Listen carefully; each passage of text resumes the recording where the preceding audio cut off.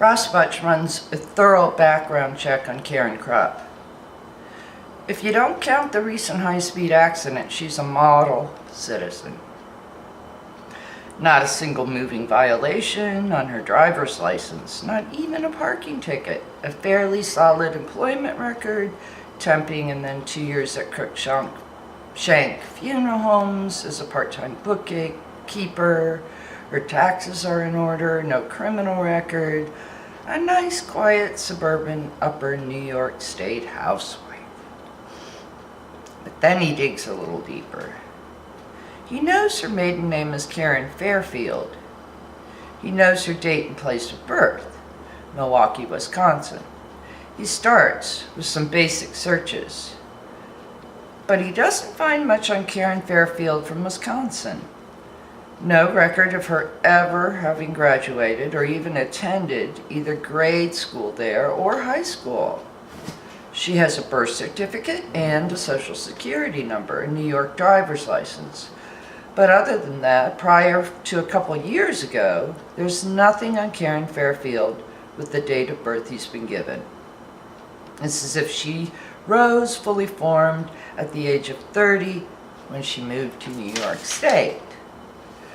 Rosbach sits back in his chair. He's seen this before. It's not as rare as the average person might think. People disappear all the time and take up life elsewhere under new identities.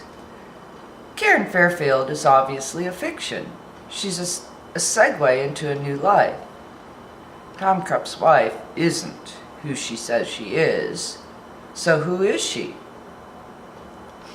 He is going to find out. It's only a matter of time. He drops by Jennings' desk to share what he's learned. Jennings lets out a low whistle. "I've got something too," Jennings says.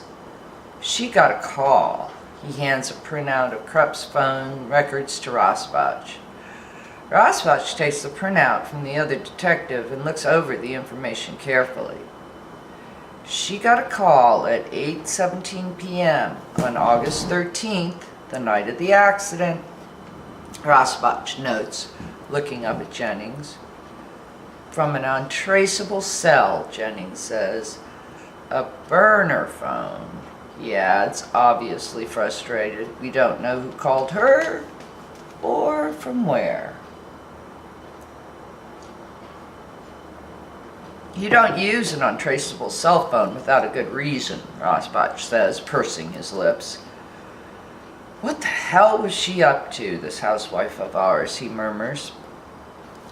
He's not surprised to learn that she received a call right before she tore out of her house that night. He expected as much, because the night before they'd found 2 witnesses who had seen her leave. One, a mother of 3 who lived diagonally across the street from the Krupps, had seen Karen Krupp run down the front steps, get into her car, obviously in a hurry. She said Karen had been alone. Another neighbor further down the street remembered her because she felt that Karen had been driving too fast when there were kids playing. She too was certain that Karen had been alone in the car. Rosbach says, feeling a familiar excitement. She gets a call at 8:17, runs out of the house in the middle of making supper, doesn't lock the door, and doesn't take her purse or cell. Jennings says, the call was to the landline rather than to her cell. Her husband was very late getting home from work that night. The cell could have been meant for either one of them. Maybe they're both involved.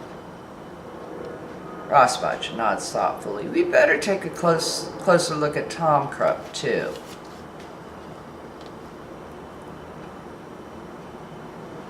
Karen Krupp leaves the lawyer's building and steps into the hot sun. Now that she's alone again, not having to pretend for either her husband or her lawyer, what she feels is blind panic. She has just given a lawyer a very large retainer in case she's charged with murder. She's terrified. What should she do? Her instinct is to run. But she knows how to disappear. It's different this time. She doesn't want to leave Tom. She loves him. even if she's not sure about his feelings for her anymore. Tom is finally back in his own office after an unbearably long morning meeting. He closes his office door and sits down in the chair behind his desk. He's finding it impossible to focus on work. He's falling behind with everything. He's grateful that he has an office with a door that closes, one that doesn't have walls made of glass. Otherwise, everyone would see how little work he's doing, how much time he spends pacing the floor and staring out his window. Almost immediately, his cell phone buzzes. He snatches it up and looks at the caller ID. Bridget. Shit. Why the hell would Bridget be calling him? Bridget, what's up? Is this a good time? Bridget asks.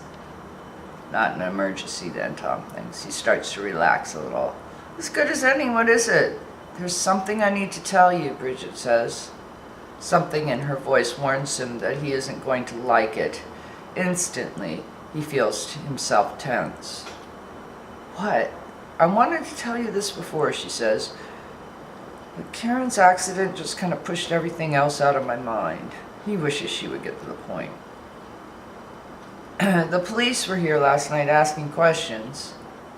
Tom feels the perspiration start to bloom on his skin. He closes his eyes. He doesn't want to hear what she has to say, whatever it is. He wants to hang up.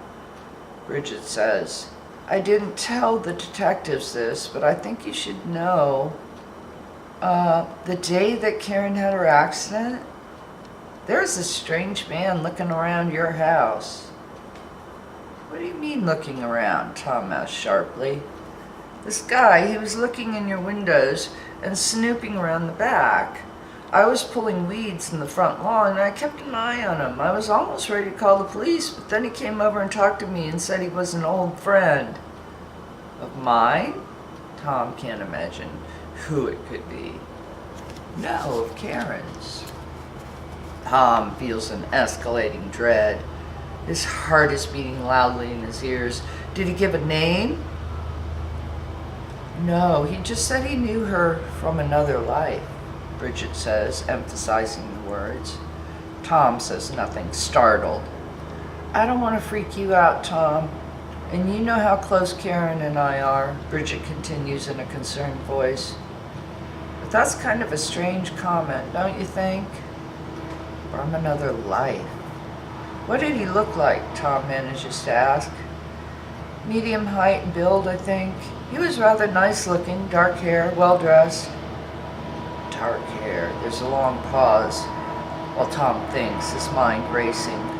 Bridget finally says, you know, it's always seemed odd to me that Karen has never shared much about her past, at least not with me. Maybe she does with you? When Tom remains silent, he adds cautiously, I hate to suggest this. I know what you're going through with the accident and everything, but what? Tom asked sharply. What if there's something in her past that she's hiding from us? Tom wants to hang up, but he can't move. What the hell do you mean? This may sound crazy, but I saw a show on TV a little while ago about people who are running from their past. They disappear and take on a new identity. Maybe that's what she's done. That's ridiculous, Tom protests. Is it? Bridget counters. People do it all the time, apparently. There are people online that can help anyone do it for a fee. Tom clutches the phone and listens with growing alarm. They get a new ID, then drop out of sight, move somewhere else, start over, change their appearance. They become perfect citizens. They don't want to be pulled over. They don't want to be noticed.